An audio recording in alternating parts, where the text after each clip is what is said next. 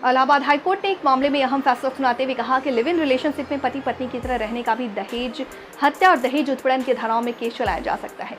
अदालत ने अपने फैसले में कहा है कि दहेज हत्या या दहेज उत्पीड़न से जुड़े मुकदमों के लिए वैध शादी का होना जरूरी नहीं है। अगर वयस्क जोड़े पति पत्नी की तरह लिव इन रिलेशनशिप में साथ रह रहे हैं तो ऐसे मामले में भी दहेज उत्पीड़न की धाराओं से आपराधिक कार्रवाई की जा सकती है।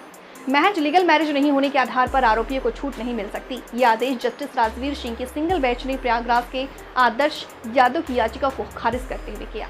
प्रयागराज के कोतवाली इलाके के रहने वाले आदर्श यादव का एक युवती के साथ प्रेम संबंध था। दोनों लिव इन रिलेशनशिप में पति पत्नी की तरह रह रहे थे।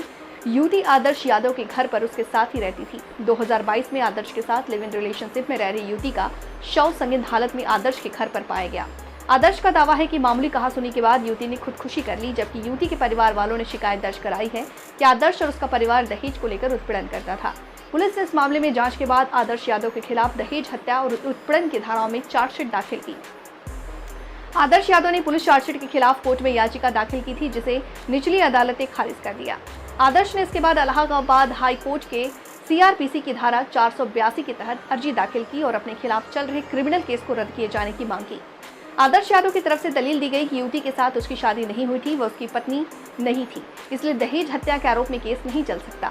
हाईकोर्ट ने इस मामले में सुनवाई पूरी होने के बाद अपना फैसला सुनाते हुए कहा कि दहेज हत्या दहेज उत्पीड़न का केस चलाने के लिए वैध शादी का होना जरूरी नहीं।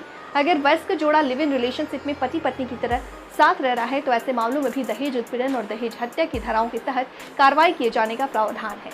हाईकोर्ट ने निचली अदालत के फैसले को सही माना है।